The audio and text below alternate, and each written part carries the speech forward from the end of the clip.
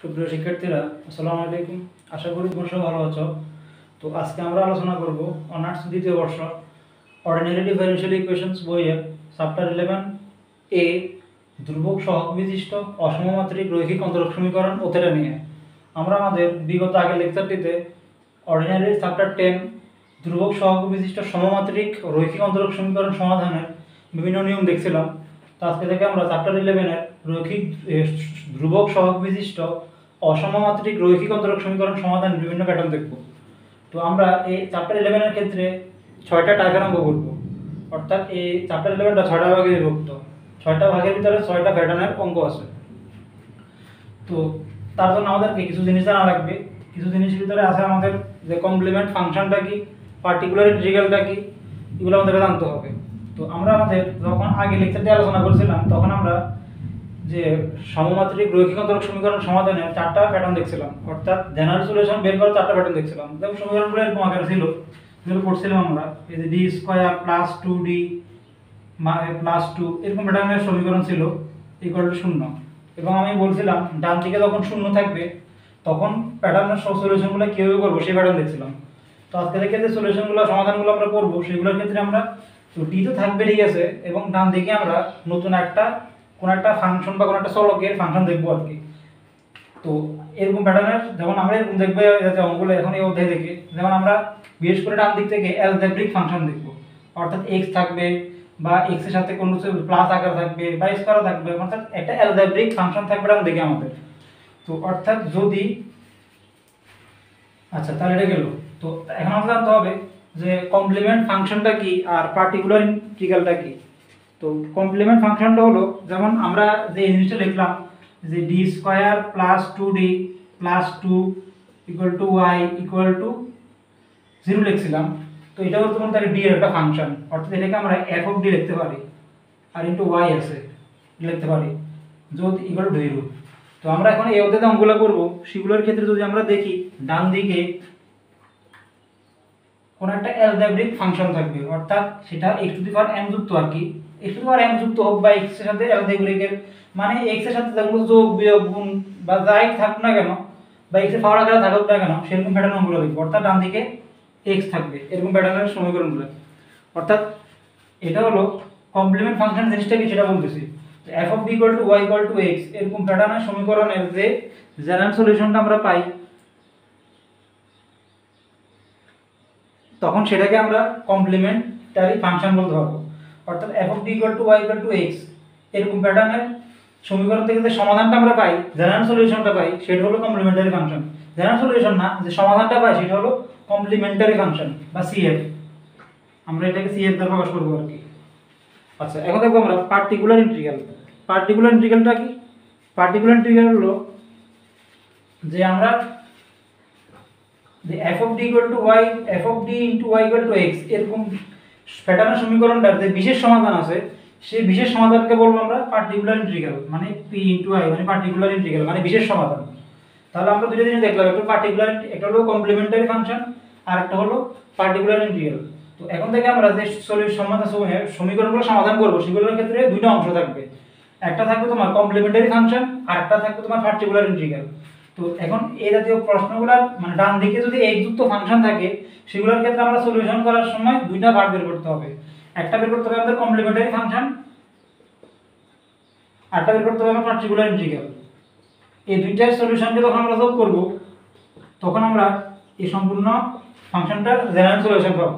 তার জেনারেল সলিউশনের জন্য দুটো জিনিস বের করতে হবে, একটা হলো সিএফ কমপ্লিমেন্টারি ফাংশনের সমাধান আর একটা পার্টিকুলার ইন্টিগ্রালের সমাধান। এই দুটো যোগ করলে আমরা এই জাতীয় প্যাটার্নের সমীকরণগুলো মানে সাধারণ সমাধান পাবো আর কি।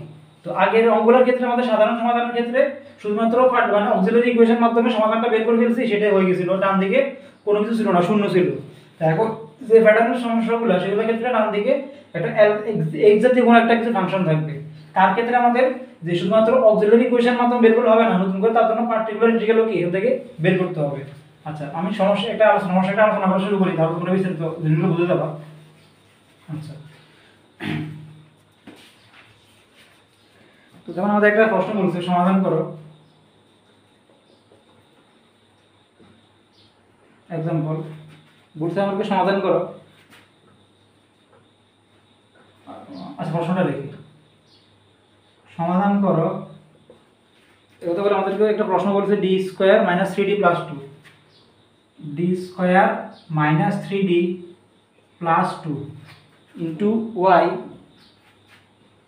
Equal to x plus one. এটা আমাদের অনার্স দিতে অবশ্য মেধা পরীক্ষা দিতে 16তে আসছে, তো খুব গুরুত্ব এটা কেন সমস্যা।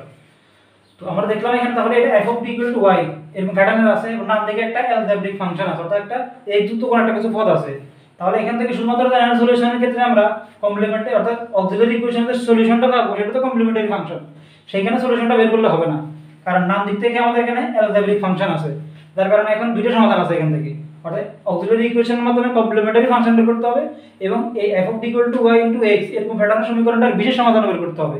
বিশেষ সমাধান কেন বের করতে হবে? যখন দেখবো আমরা কোনো ইকুয়েশনের ডান দিকে কোনো একটা এক্স যুক্ত কোনো পদ আছে বা এক্স এর কোনো ফাংশন আছে, তখনই অবশ্যই তার পার্টিকুলার ইন্টিগ্রাল থাকবে। আর F of D equal to Y equal to 0 এরকম প্যাটার্ন থাকলে তার কখনো পার্টিকুলার ইন্টিগ্রাল থাকে না, মানে বিশেষ সমাধান থাকবে না। সেজন্য এখন থেকে শুধুমাত্র অ্যালজেব্রিক না, আমরা আরো বিভিন্ন প্যাটার্ন করব, এক্সপোনেনশিয়াল ফাংশন দেখব, ত্রিগুণিত ফাংশন দেখব, বিভিন্ন ফাংশন দেখব। সবগুলোর ক্ষেত্রে যদি ডান দিকে কোনো না কোনো কিছু একটা ফাংশন থাকে, তখন অবশ্যই তার পার্টিকুলার ইন্টিগ্রাল থাকবে। তখন আমরা অ্যালজেব্রিকের ক্ষেত্রে যাচাই করতেছি। তো আমরা যখন এই প্যাটার্ন সমস্যাগুলো সমাধান করব, তখন আমাদেরকে কিছু সূত্র জানতে হবে, মানে কিছু বিস্তারিত সূত্র জানতে হবে। সূত্রগুলো আমি এখন লিখতেছি, এগুলো মাধ্যমে আমরা ওগুলো কি সামনে করতে পারবো।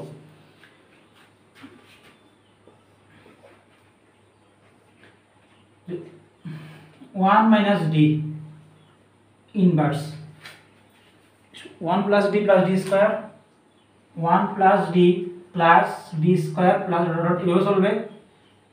1 প্লাস ডি ইনভার্স এর সূত্র হলো 1 minus D plus D square plus dot dot এভাবে যাবে। আর একটা হলো 1 minus D inverse 2, 1 minus D inverse 2 equal two 1 plus 2d plus 3d square, 3d square plus dot dot এভাবে যাবে। 1 প্লাস ডি ইনভার্স 2, এটা সূত্র হলো 1 minus 2d plus 3d square, 1 minus 2d plus 3d square plus dot dot এভাবে চলবে। এগুলো কেন লিখছি আমরা যদি দেখি, কারণ আমাদেরকে তো প্রশ্নটা বলবে না যে কোনটা কোন নিয়মে ফুটছে, আমাদেরকে এইভাবে একটা এসব বলে দিবে প্রশ্ন দিয়ে সমাধান করো, সেটা দিয়ে বলবে সমাধান করে, এখন আমরা কীভাবে বুঝবো কোনটা কী ধরনের সমাধান হবে। তো আমরা যদি দেখি এরকম সমাধান করার প্রশ্নের ভিতরে ডান দিকে মানে অ্যালজেব্রিক ফাংশন থাকে, তখন সবসময় মনে রাখবা এখান থেকে যে আমরা পার্টিকুলার ইন্টিগ্রাল বের করবো, তার জন্য তার ক্ষেত্রে অবশ্যই এটাকে বিস্তারের মাধ্যমে করতে হবে। আমি আবার বলতেছি, যদি আমরা দেখি কোন একটা এডি যুক্ত কোন একটা সমীকরণ আছে, তার সাথে ডান দিকে কোন একটা অ্যালজেব্রিক ফাংশন আছে, মানে এক্স জাতীয় কোনো কিছু পদ থাকবে, তখনই মনে রাখবা এখান থেকে যে আমরা পার্টিকুলার ইন্টিগ্রাল পাবো, মানে বিশেষ সমাধান পাবো, সেখানে অবশ্যই এই বিশেষ সমাধানের ক্ষেত্রে সবসময় বিস্তারের মাধ্যমে জিনিসগুলো করতে হবে, কারণ বিস্তার ছাড়া এগুলো কি করা যাবে না। তো আমরা তাহলে এখন এখানে সমাধান করা শুরু করি। যেহেতু এই ইকুয়েশন সমীকরণটার ডান দিকে এই যুক্ত ফাংশন আছে, তাহলে অবশ্যই এটা দুইটা অংশ আছে, একটা হচ্ছে মানে অক্সিলারি ইকুয়েশনের জন্য একটা সমাধান, আর একটা হলো পার্টিকুলার ইন্টিগ্রালের জন্য একটা বিশেষ সমাধান, দুটো সমাধান থাকবে এখানে। ওই দুটো সমাধান যখন করবো, তখন আমরা এই সম্পূর্ণ তোমার এই যে মানে জিনিসটা সাধারণ সমাধান পেয়ে যাবো। তো প্রথমে এখান থেকে আমরা তার অক্সিলারি ইকুয়েশন বের করি। অক্সিলারি ইকুয়েশনের জন্য আমরা বলছিলাম y = e⁻mx ধরবার জন্য, সেটা বলতে ধরবো না, সরাসরি করব। তো এখান থেকে আমি অক্সিলারি ইকুয়েশন বের করতেছি। এই অক্সিলারি ইকুয়েশন মানে কি, d এর পরিবর্তে m দ্বারা প্রকাশ করা, এটা অক্সিলারি ইকুয়েশন, অর্থাৎ m² - 3m + 2 = 0। এটা আমি বলতে ডান দিকে তো এই ফাংশন আছে, এটা থাকুক, এটা তো পার্টিকুলার ইন্টিগ্রালের জন্য স্বাভাবিক আকারে এখান থেকে অক্সিলারি ইকুয়েশন বের করতে পারবো আমরা। তো এখান থেকে যখন আমরা সমাধান করব, তখন এটা স্বাভাবিক একটা মিডল ভেক্টর, এখান থেকে যে m এর দুইটা মান আসবে, আমি m এর দুইটা মান বসাই ফেলতেছি। এখানে m এর দুইটা মান আসবে, একটা হলো তোমার 1, একটা হলো কত এখান থেকে 2। তো এখান থেকে যেহেতু দুইটা মূল ভিন্ন ভিন্ন আছে, মূল ভিন্ন ভিন্ন থাকলে তার সলিউশন কিভাবে হবে সেটা আমরা জানি, এবং এখান থেকে সমাধানটা পাবো সেটা হলো কমপ্লিমেন্টারি ফাংশনের সমাধান, অর্থাৎ CF। অক্সিলারি ইকুয়েশনের সমাধানটা সেটা হলো কমপ্লিমেন্টারি ফাংশনের সমাধান, মানে সেটাকে আমরা OIC বলি, যে OIC বলি। তো তাহলে এখানে দুইটা মূল যেহেতু ভিন্ন ভিন্ন, তার সমাধান হলো a(m1x), m1 এখানে হয় 1 প্লাস b(m2x), m2 থেকে 2x, অর্থাৎ দুইটা মূল ভিন্ন ভিন্ন হলে তার সমাধানটা এরকম। এটা আমরা আগে লেকচারে কি জেনারেল সলিউশন আলোচনা করতে দেখছিলাম। তো এখানে আমাদের সমাধানটা আসলে শেষ না, কারণ আমরা এখানে একটা ভাগ বের করছি, ডান দিকে যদি আমাদের একটা নতুন করে ফাংশন আছে, তার ক্ষেত্রে নতুন একটা সমাধান বের করতে হবে, সেই সমাধানটা হবে আমাদের পার্টিকুলার ইন্টিগ্রালের সমাধান। আচ্ছা, তো এখন আবার তো পার্টিকুলার ইন্টিগ্রাল বের করার জন্য সবসময় আমাদেরকে 1/f অফ ডি ফাংশনটা লিখতে হবে। f অফ ডি ফাংশন মানে কি, এই সম্পূর্ণ ডি ফাংশনটা লিখতে হবে সর্বক্ষেত্রে। পার্টিকুলার ইন্টিগ্রাল যত সলিউশন দেখবো আমরা সবগুলোর ক্ষেত্রে আমরা 1 ওই f অফ ডি শুধু ফাংশনটা f অফ ডি ফাংশনটা লিখবো। f অফ ডি ফাংশনটা কি আছে এখানে, d square minus 3d plus 2 এটা লিখলাম, ইনটু দিয়ে ডান দিকে যে x এর ফাংশনটা আছে সেটা লিখবো। x ফাংশন এখানে আছে x প্লাস 1।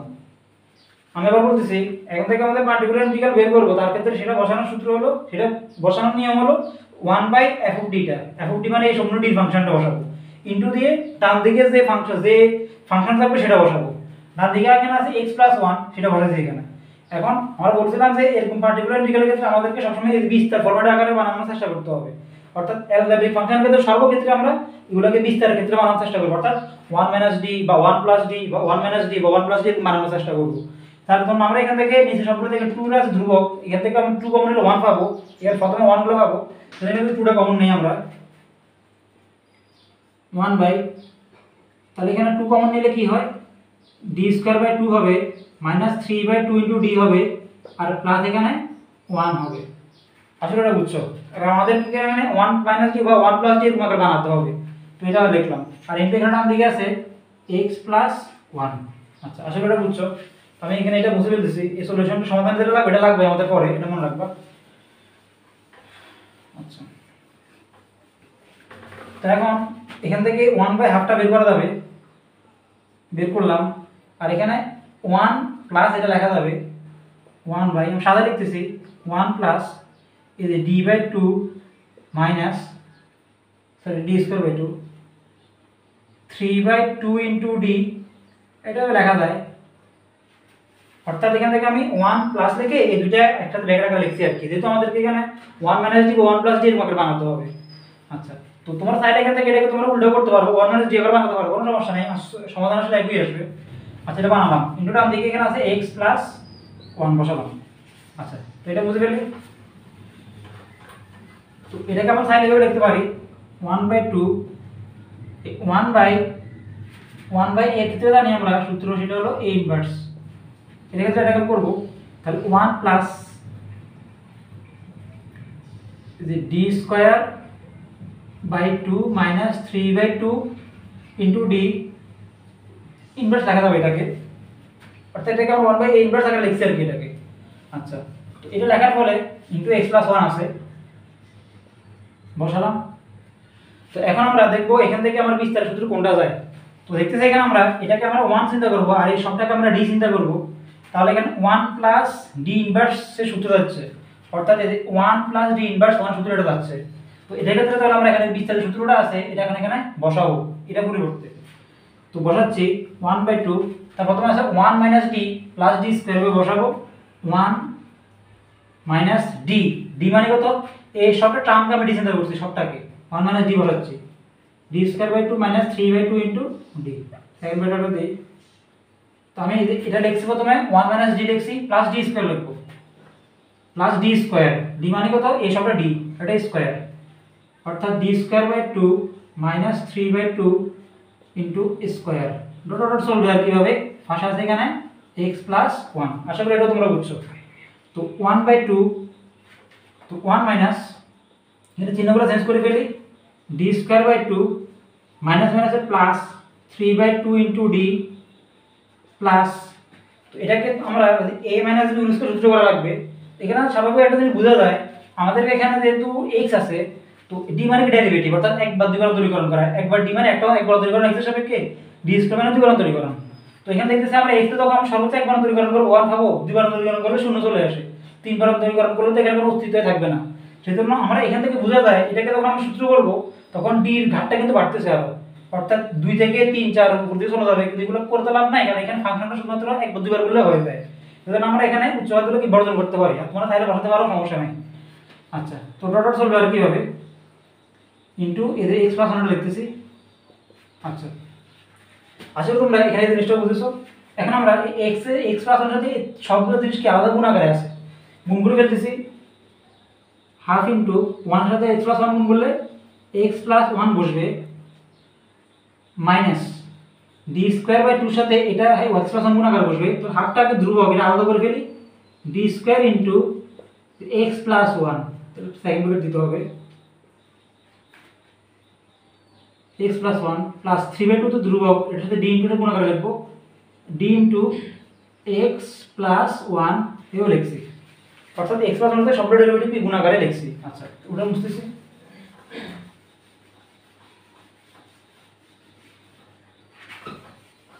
আচ্ছা তো এখান থেকে আমরা কাজ করলে কি পাই, হাফ এখানে আছে x plus one minus half D square মানে কি এক্স এর সাথে রূপান্তরীকরণ, তো ডি স্কোয়ার মানে একবার রূপান্তরীকরণ করি, এটাকে যখন আমরা এক্স প্লাস ওয়ানকে একবার এক্স এর সাথে রূপান্তরীকরণ করবো মানে একবার ডি প্রয়োগ করবো, তখন এক্স এর বললো ওয়ান, তাহলে ওয়ান প্লাস ওয়ান মানে টু, স্কোয়ার আছে একবার করতে হবে, এটা যখন আরেকবার করবো টু রূপান্তরীকরণ করলে শূন্য, তাহলে এখানে হাফ ইন্টু শূন্য বসবে, অর্থাৎ ডি মানে এক্স এর সাথে একবার রূপান্তরীকরণ, ডি স্কোয়ার মানে দুইবার, তো এটাকে একবার করলে আসে টু, এক প্লাস এক, ও সরি এটা জিরো, সরি এক্স করলে হয় ওয়ান, তো ওয়ানকে তখন আমি আরেকবার রূপান্তরীকরণ করবো, সেটা করে চলে আসে শূন্য, তাই শূন্য বলা যায় এখানে, আর প্লাস এই থ্রি বাই টু এই ডি ডি মানে কি একবার এক্স এর সাথে রূপান্তরীকরণ, এক্স এ করলো ওয়ান, ওয়ান কে করলো জিরো, তাহলে থাকবে এখানে শুধুমাত্র থ্রি ইন্টু ওয়ান, এটা থ্রি বাই টু, সরি। আশা করি তোমরা এখানে এই যে অন্তরীকরণ জিনিসটা কিভাবে করছি এটা বুঝছো, অন্তরীকরণ ডি মানে একবার অন্তরীকরণ, ডি স্কয়ার মানে 2 বাই ডি কিউব মানে 3 বার, এভাবে অন্তরীকরণ করাগুলো আর কি। আচ্ছা তো এখন বুঝতেছি, তো এখান থেকে আমরা কি পাই, তো এখান থেকে আমরা পাই হাফ ইনটু x প্লাস 1 এটা 0 প্লাস 3 বাই 2 এটা পাইছি ফাইনালি আসলে। তো এখান থেকে আমরা যদি লসাগু করি তাহলে পাবো 2x প্লাস 2 প্লাস 3, এখান থেকে পাবো আমরা half into 2 into 2x plus 5, finally এখান থেকে পাইছি আমরা 1/4 ইনটু 2x প্লাস 5, এটা যে জিনিসটা পাইছি সেটার মধ্যে আমরা পার্টিকুলার ইন্টিগ্রালের সলিউশনটা পাইছি, সমাধানটা পাইছি পার্টিকুলার ইন্টিগ্রাল। সুতরাং এটা হলো মূলত যে পার্টিকুলার ইন্টিগ্রালের সলিউশন, মানে এটাকে আমরা OIP বলবো। এখন আমরা দুইটা সমাধান পাইছি সম্পূর্ণ জিনিসটার, একটা পাইছি কমপ্লিমেন্টারি ফাংশনের সমাধান মানে OIC, আরেকটা পাইছি আমরা পার্টিকুলার ইন্টিগ্রালের সমাধান OIP। এখন এই দুইটা যোগ করলে আমরা এই সম্পূর্ণ জিনিসটার সাধারণ সমাধান পেয়ে যাব। যোগ করতেছি, সুতরাং আচ্ছা এগুলো বিশেষ করে তোমরা এগুলো মনে রাখবা, এগুলো থেকে আমরা ওগুলো করব কি, এগুলো করব যদি আমরা ডান দিকে অ্যালজেব্রিক ফাংশন দেখি তার ভিতরে। আচ্ছা সুতরাং জেনারেল সলিউশন কি হবে, জেনারেল সলিউশন হবে ওই কমপ্লিমেন্টারি ফাংশনের যে সলিউশন সেটা হলো YC প্লাস পার্টিকুলার ইন্টিগ্রালের সলিউশন সেটা হচ্ছে YP, এই দুটো যোগফল হচ্ছে নির্ণয় জেনারেল সলিউশনটা, এই সম্পূর্ণ সমীকরণটা। তো বসাচ্ছি YC মানে যেটা আমরা পাইছিলাম প্রথমে a e to the power x plus b e to the power 2x R YP মানে যেটা পাইছি এটা 1/4 into 2x plus 5, এটা আমাদের নির্ণয় আনসার। তো আশা করি তোমরা বুঝছো। তো আমরা এখন থেকে সমাধানগুলো করব 11 এর ক্ষেত্রে, 11 এর অধ্যায় সবগুলো অঙ্কের ক্ষেত্রে ডান দিকে অ্যালজেব্রিক ফাংশন থাকবে, অর্থাৎ x এর ফাংশন থাকবে, তার ক্ষেত্রে সর্বক্ষেত্রে আমরা অঙ্কগুলো সবসময় এইভাবে করব। তো এই জাতীয় সমাধানগুলোর ক্ষেত্রে দুটো অংশ থাকে, একটা হলো YC একটা হলো YP, মানে একটা কমপ্লিমেন্টারি ফাংশনের সমাধান অংশ আর একটা পার্টিকুলার ইন্টিগ্রাল অংশ। তো যখন দেখবো আমরা কোন একটা অন্তরঙ্গ সমীকরণ যদি ডি আছে, ডি যুক্ত সমীকরণ ডান দিকে কোন একটা ফাংশন থাকবে, তখনই তার ক্ষেত্রে অবশ্যই ধরেন বুঝে নিবা তার একটা পার্টিকুলার ইন্টিগ্রাল থাকবে। আর যদি দেখো এরকম ডি স্কয়ার যুক্ত কোন একটা সমীকরণ ডান দিকে শুধুমাত্র শূন্য আছে, x প্লাস না থাকে শূন্য একটা থাকবে, যদি এরকম থাকে তখন ধরে নিবা তার কখনো পার্টিকুলার ইন্টিগ্রাল থাকে না, তার একমাত্র কমপ্লিমেন্টারি ফাংশন থাকে, মানে ওই OIC সমাধানটা থাকে আর কি। তো এটা হলো আমাদের আজকের গুরুত্বপূর্ণ গাণিতিক সমস্যাটা। তো আমরা আমাদের পরের লেকচার থেকে এই অধ্যায়ে আরো কিছু গুরুত্বপূর্ণ গাণিতিক সমস্যা আলোচনা করার চেষ্টা করব। তো আজকে পর্যন্তই, সবাই ভালো থাকো, আসসালামু আলাইকুম।